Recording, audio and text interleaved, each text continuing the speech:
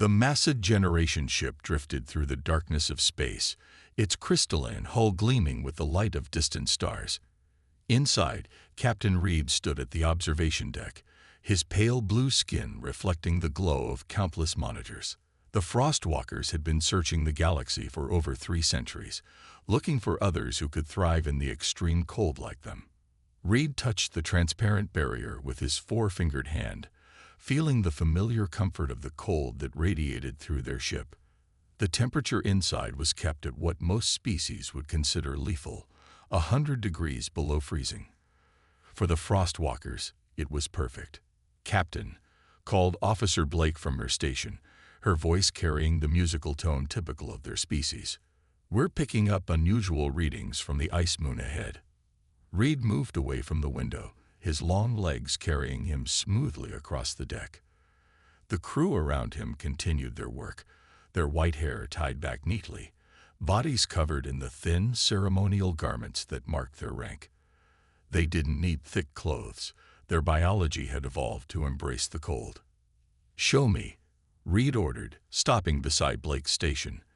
The screen lit up with data streams, showing energy signatures that shouldn't exist on such a hostile world.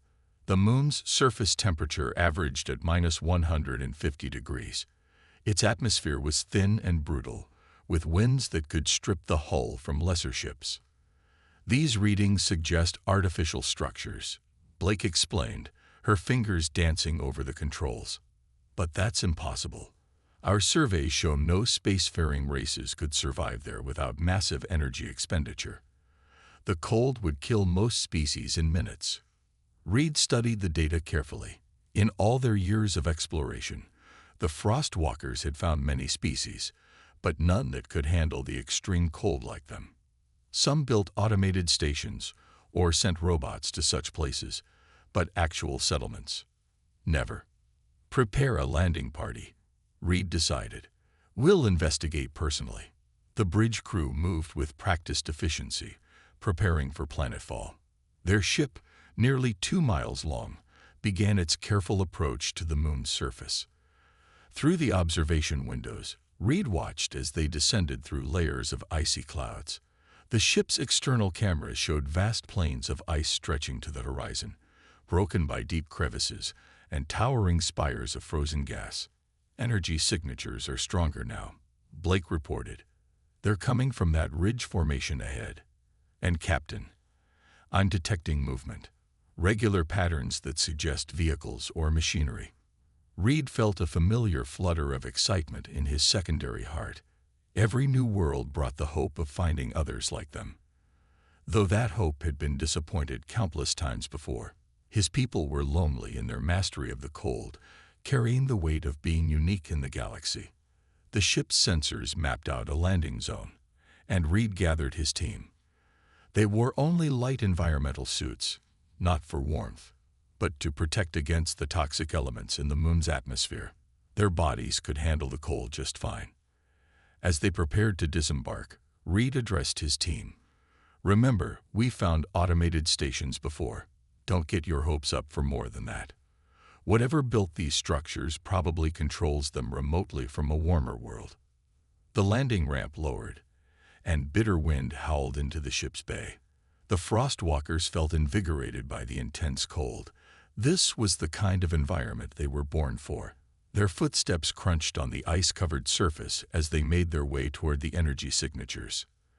That's when they saw it.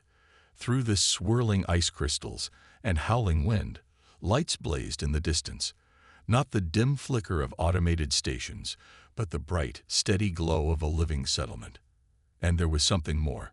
Movement. Regular patterns that couldn't be explained by automated systems alone. "Captain," Blake's voice was tense with excitement. "I'm picking up radio transmissions. They're using standard galactic frequencies. This isn't an automated station. It's a colony. Someone is actually living here." Reed stared at the lights through the ice storm, his mind struggling to accept what he was seeing. His people had searched for so long, hoping to find others who could survive in their kind of world. Now, on this frozen moon at the edge of charted space, they might have finally found them. "Let's go introduce ourselves," he said, leading his team forward through the biting wind. Whatever they were about to discover, Reed knew that this moment would change everything his people thought they knew about survival in the extreme cold. The Frostwalker team made their way through the howling wind toward the glowing settlement. As they got closer, they could see massive walls of metal and composite materials rising from the ice. Mining equipment, larger than anything they had seen before, stood silent in the storm. "This is impossible," Blake said, checking her sensors again. "The metal should be brittle in this cold. It should be breaking apart." Before Reed could respond, bright lights suddenly flooded the area around them. A voice boomed through external speakers, using standard galactic common. "This is a restricted mining facility. Please identify yourselves." Reed stepped forward, his pale blue skin almost glowing in the artificial light. "I am Captain Reed of the Frostwalker expedition. We are peaceful explorers who detected your settlement. We did not expect to find anyone living in these conditions." There was a pause, then the sound of heavy machinery moving.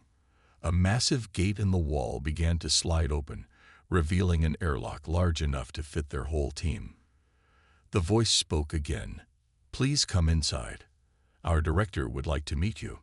The Frostwalkers exchanged glances but moved forward. They had come looking for contact, after all. The airlock cycled, and Reed noticed something odd. It wasn't being heated. The temperature remained the same as outside, suggesting their hosts were also comfortable in the extreme cold. But when the inner doors opened, they got their first shock.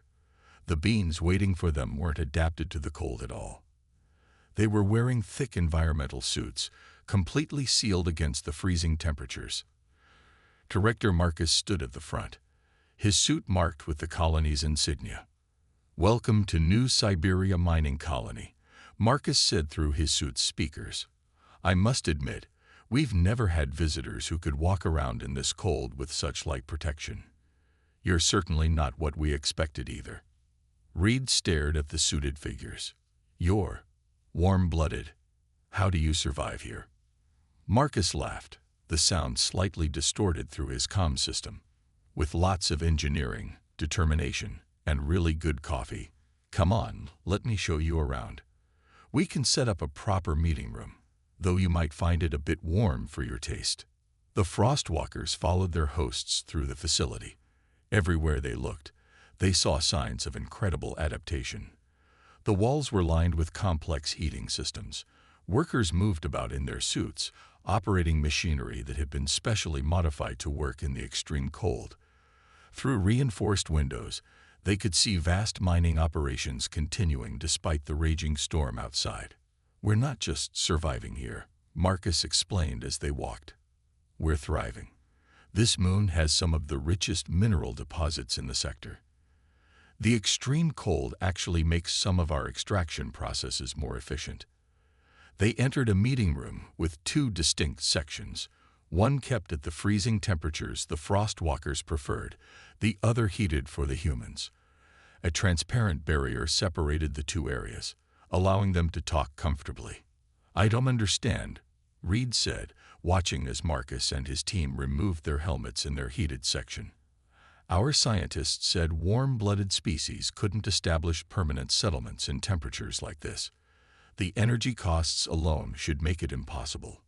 Marcus smiled, running a hand through his graying hair. "That's because your scientists think like Frostwalkers, using biology to handle the cold. We humans think differently. We can't adapt our bodies to extreme environments, so we adapt everything else instead. This isn't even our most extreme colony." Blake, who had been quiet until now, leaned forward. "There are more." "Oh yes," Marcus said, pulling up a holographic display. "We have settlements on volcanic worlds, underwater cities, even colonies floating in gas giants. This is actually one of our more comfortable operations." Reed and his team stared at the images in disbelief. They had spent centuries looking for species that could match their natural adaptation to extreme cold. Instead, they had found something far more remarkable: Beings who could live anywhere through sheer ingenuity and determination. A loud alarm suddenly cut through their conversation. Marcus checked his display, his expression turning serious.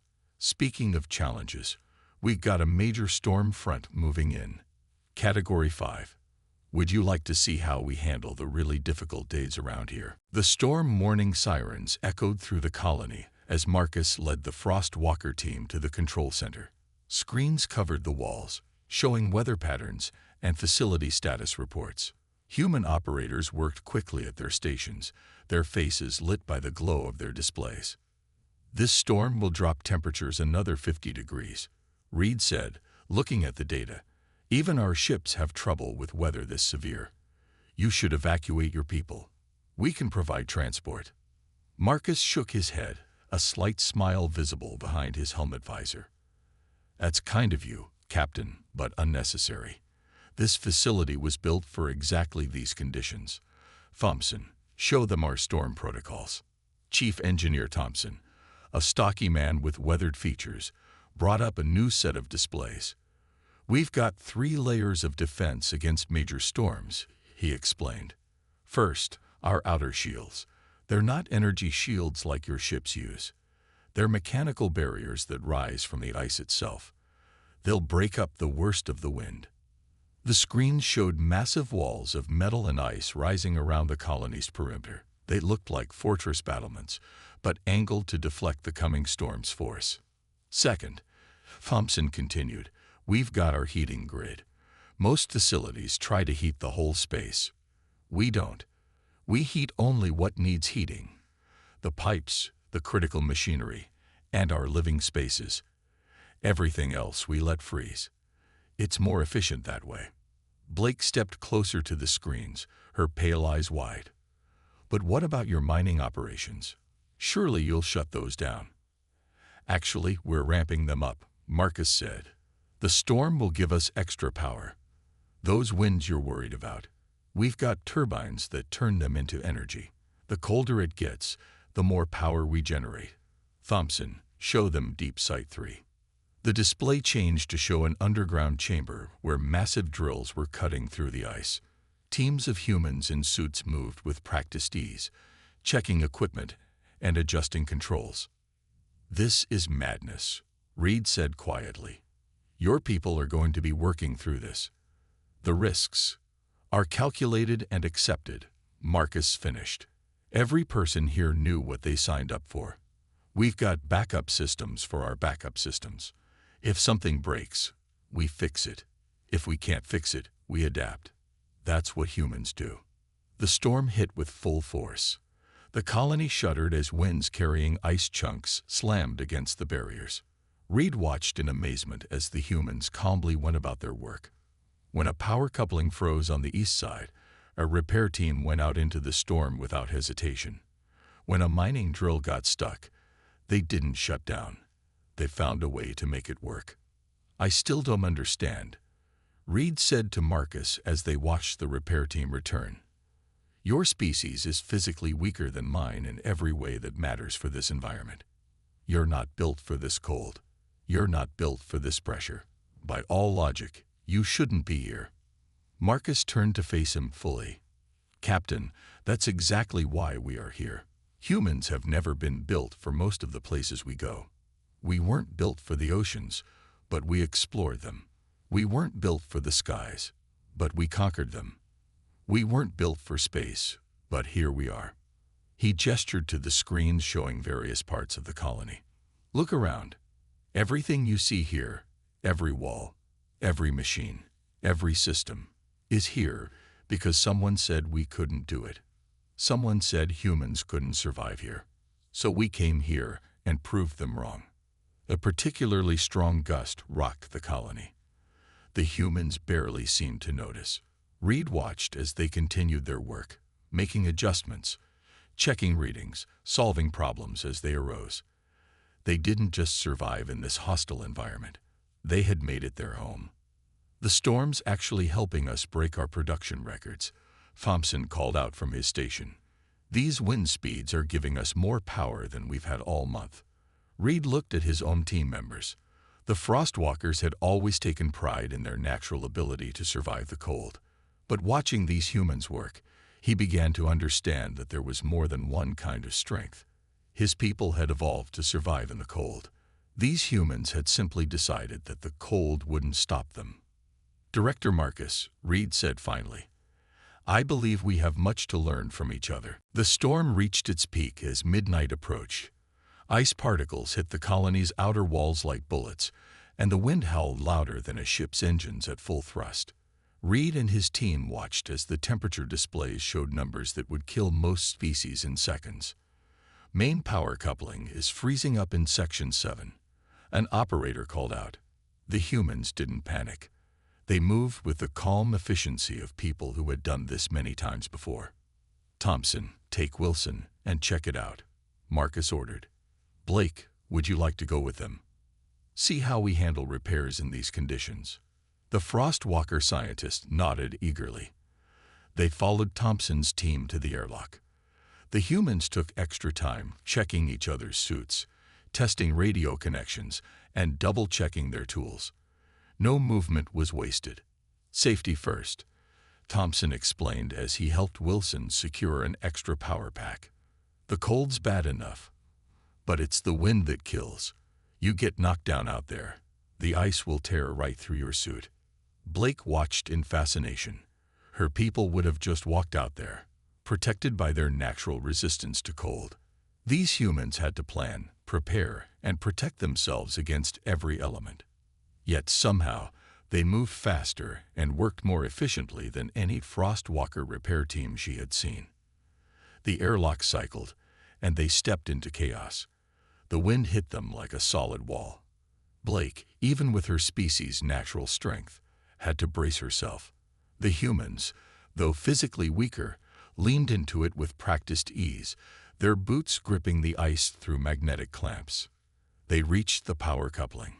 It was completely frozen over, ice building up faster than the heating elements could melt it. Thompson pulled out a portable heater, and some tools Blake didn't recognize. "Hold this here," he instructed Wilson, who positioned the heater with practiced precision. "We've got about 3 minutes before the ice builds up again. Blake, watch this. This is how we cheat physics." Their movements were quick and coordinated. While Wilson held the heater, Thompson bypassed the frozen sections, rerouted power through backup systems, and installed what he called a little invention of ours, a device that used the very ice building up around the coupling to generate a small electric current, keeping the component warm.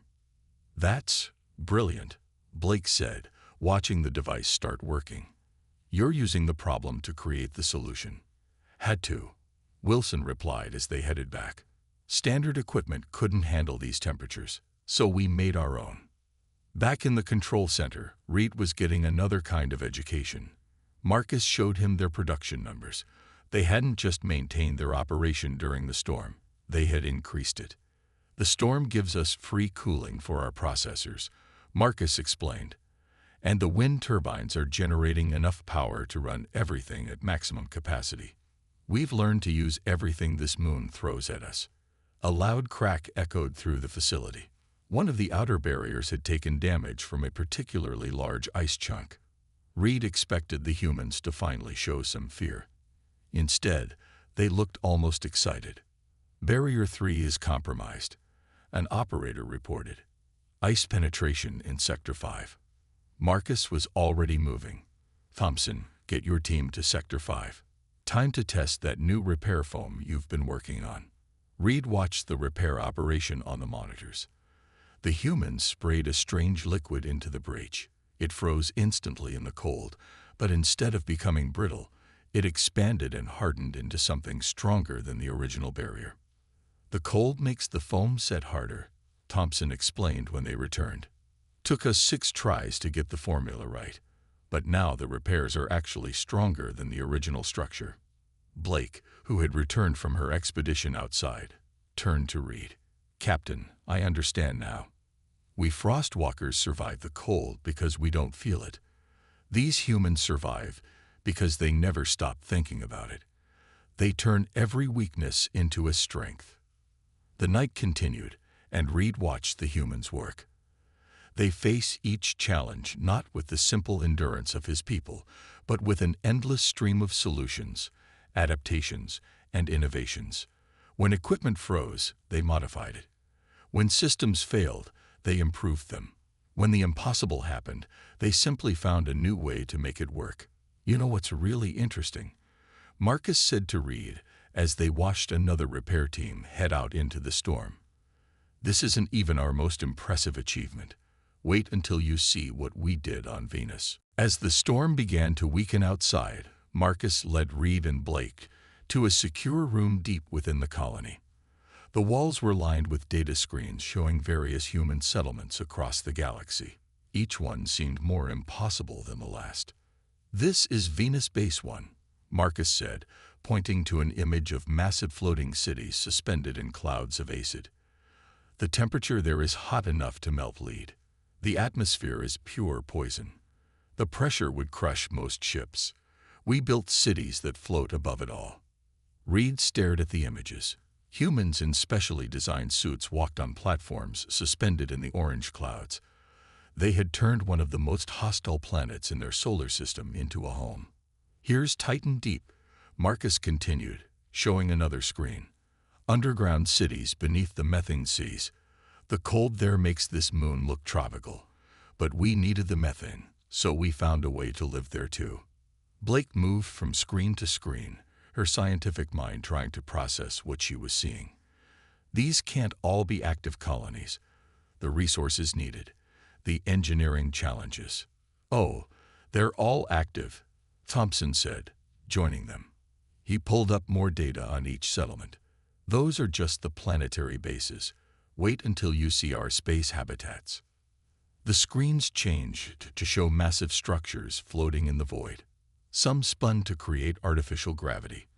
Others were built into asteroids or suspended at gravitational points between planets. "This one's my favorite," Thompson said, pointing to a particularly strange-looking station. "We built it inside a small black hole's safe orbit. Uses the gravity for power generation. Everyone said it was impossible. Took us 15 years to prove them wrong." Reed sat down heavily in a chair designed for human use. His people had always taken pride in being the toughest species they knew, able to survive in conditions that would kill others instantly. "But this, how?" he asked simply. "How do you do all this? You're not the strongest species. You're not the fastest. You can't naturally survive in any of these places. By all logic, you should be limited to perfectly habitable planets." Marcus smiled. "That's exactly why we do it. Every time someone tells us we can't survive somewhere, we take it as a challenge. Our bodies may be fragile, but our will to survive, that's stronger than any natural adaptation." "Look at this moon," Blake said, beginning to understand. "We frostwalkers survive here because we don't feel the cold. But you feel every bit of it. Every time you step outside, your bodies scream at you to leave. And you just ignore it." "Not ignore," Thompson corrected. "We acknowledge it. We respect it. Then we figure out how to beat it. When we can't adapt our bodies to an environment, we adapt the environment to us. Or we build better suits. Or we invent new materials. Or we find ways to use the very things that should kill us to help us instead." More images flashed across the screens. Humans mining in the hearts of stars using ships that rode the plasma currents, research stations that survived at the bottom of gas giant planets, colonies built in the space between galaxies. "That's the real difference between our species," Marcus said quietly. "You evolved to survive in one kind of extreme environment. It's impressive, and you're perfectly adapted for it. But humans, we never evolved to survive anywhere except the gentle hills of our home world. So we learned to survive everywhere." Reed watched as the screen showed more and more human settlements, each in a place his people would have dismissed as uninhabitable. He had spent his life believing that natural adaptation was the key to survival. Now he was learning that there might be something stronger: the stubborn refusal to accept limitations. "Director Marcus," Reed said finally, My people have been searching the galaxy for others who could survive like us.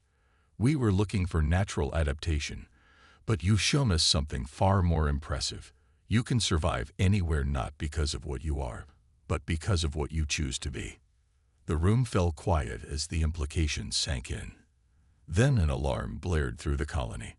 The storm had caused unexpected damage to the Frostwalker's ship, which was still parked on the surface. Reed's people might have been able to survive the cold, but their technology wasn't as adaptable as they were. Marcus and Thompson exchanged a look. "Well," Marcus said, "would you like to see how humans handle emergency ship repairs in impossible conditions?" The damage to the Frostwalker ship looked worse in person than it had on the screens.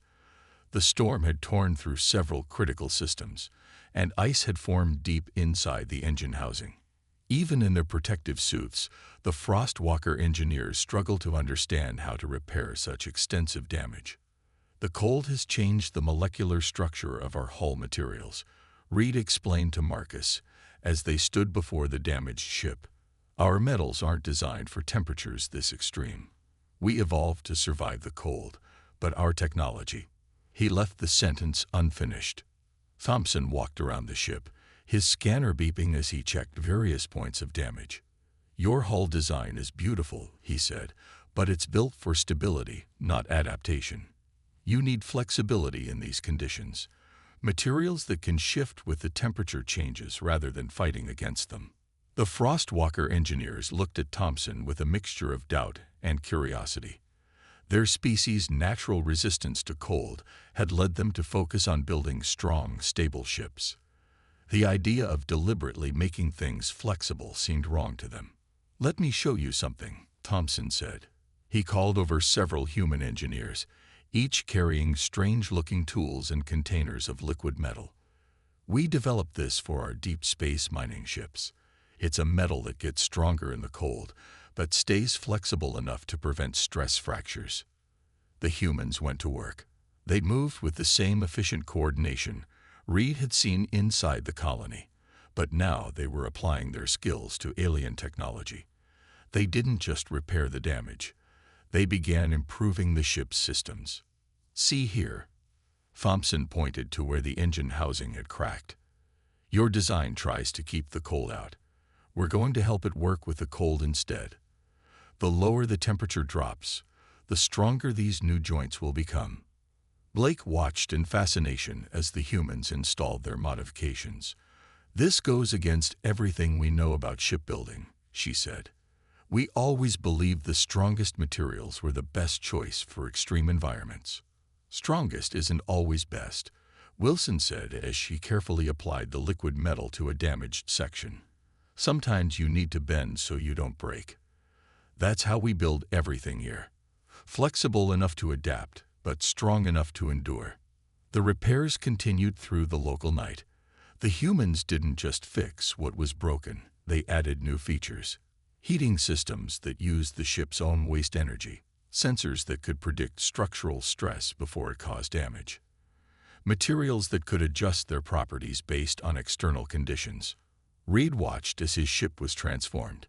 Like the colony itself, each solution the humans created seemed to go against conventional wisdom, yet worked better than the original design. They turned problems into opportunities, weaknesses into strengths. "You know what's interesting?" Marcus said as they observed the repairs. "Your people and mine took completely different approaches to surviving here. You evolved perfect biological adaptation, but kept your technology rigid and unchanging. We stayed biologically fragile, but made our technology infinitely adaptable." Thompson called them over to inspect a newly repaired section. "The ship's actually going to work better in the cold now," he explained. "We've added some features from our mining vessels. The colder it gets, the more efficiently it will run." One of the Frostwalker engineers spoke up, his voice filled with surprise. "These modifications, they're not just repairs. They're improvements we never even considered. We were so focused on building things as strong as our bodies, we never thought about building them to adapt like our minds can." The work continued until the first light of the local dawn began to break through the storm clouds. The ship now looked different. patches of darker metal mixed with the original crystalline hull, new sensor arrays jutting out at strange angles. But when they ran the diagnostic tests, every system showed better performance than before. "There's one more thing," Thompson said, pulling out a small data crystal. "We've included the specifications for everything we've added. Not just the repairs, but the principles behind them. If you want, your people could start implementing these improvements across your whole fleet." Reed held the crystal carefully. In it was more than just technical data. It was a completely new way of thinking about survival. His people had spent centuries being proud of their toughness. Now they were learning that true adaptability meant more than just being naturally strong. "Director Marcus," Reed said, turning to the human leader, "I believe it's time our people had a longer talk about working together." 3 days after the storm, the Frostwalker ship hung in orbit above the ice moon. Its modified hull gleamed in the starlight, the new adaptive materials already proving their worth in the harsh conditions of space. Inside the colony's main conference room, Reed and Marcus sat with their teams, discussing the future. "Our council will be very interested in establishing formal relations with your people," Reed said, looking at the collection of reports and technical data they had gathered. "We've spent centuries thinking we were alone in our ability to thrive in extreme environments. Now we realize we were looking at the wrong things." Marcus nodded, sipping his hot coffee while the Frostwalkers enjoyed their near-frozen beverages. "Different paths to the same goal. You adapted your bodies, we adapted our technology. But I think together we could do even more." Thompson spread out some designs on the table. The humans had been busy creating proposals for joint projects. "Look at this," he said, pointing to a sketch of a new type of settlement. "If we combine your natural cold resistance with our adaptive engineering, we could build colonies in places neither of our species could reach alone." Blake studied the designs with growing excitement. "The methane oceans of the outer planets," she said. "With our biological advantages and your technological solutions, we could explore their depths directly. No more remote probes." "Exactly," Wilson added. "And that's just the beginning. Your natural abilities combined with our engineering could revolutionize deep space exploration. Imagine ships that don't just survive the cold of space, but actually use it as an advantage." Reed looked at his team members. Just days ago, they had seen humans as fragile beings who somehow survived despite their limitations. Now they understood that those very limitations had pushed humans to develop solutions his people had never imagined. "There's something we'd like to offer in return," Reed said, activating a holographic display. "Our scientists have studied how our bodies handle extreme cold for centuries. We'd be willing to share this research, not to change humans biologically. We understand now that's not your way. But maybe it could help you design even better survival suits and systems." Marcus smiled. "That's exactly the kind of exchange we're interested in. You know what we say on Earth. Necessity is the mother of invention. Your people never needed to invent the solutions we did because you had natural advantages. We had to invent them because we had no other choice. And we never had to develop our biological understanding further," Reed added, "because we could rely on our natural adaptations. Together, we could push both approaches further than either of us could alone." The meeting continued as they discussed specific projects. The humans proposed joint colonies on even more extreme worlds. The Frostwalkers shared ideas about exploring the space between galaxies, where the cold would give them both advantages. Every limitation one species had was balanced by the other's strengths. "You know what I've learned from all this," Reed said as the meeting drew to a close. "We Frostwalkers have always been proud of surviving in conditions that would kill other species. But true survival isn't about being naturally tough.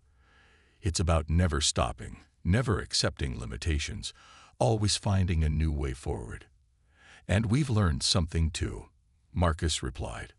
"We humans have always taken pride in overcoming our biological limitations through technology and determination.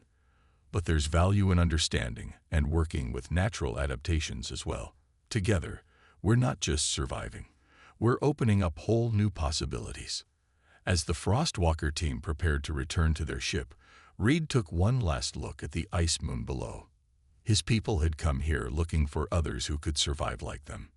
Instead, they had found something far more valuable, a species that showed them an entirely new way to think about survival itself. Next time, Marcus said as they reached the airlock, "You should visit our colony on Mercury. The heat there would kill your people instantly without protection. But I think you'll find our solutions interesting, especially now that we can apply some of your biological insights to our thermal management systems." Reed smiled. "We'd like that. And perhaps after that, you could help us establish our first volcanic mining operation. After all, if humans can adapt to any environment, why should the Frostwalkers limit themselves to just the cold?" The two leaders shook hands, one naturally adapted to the cold, one protected by layers of advanced technology.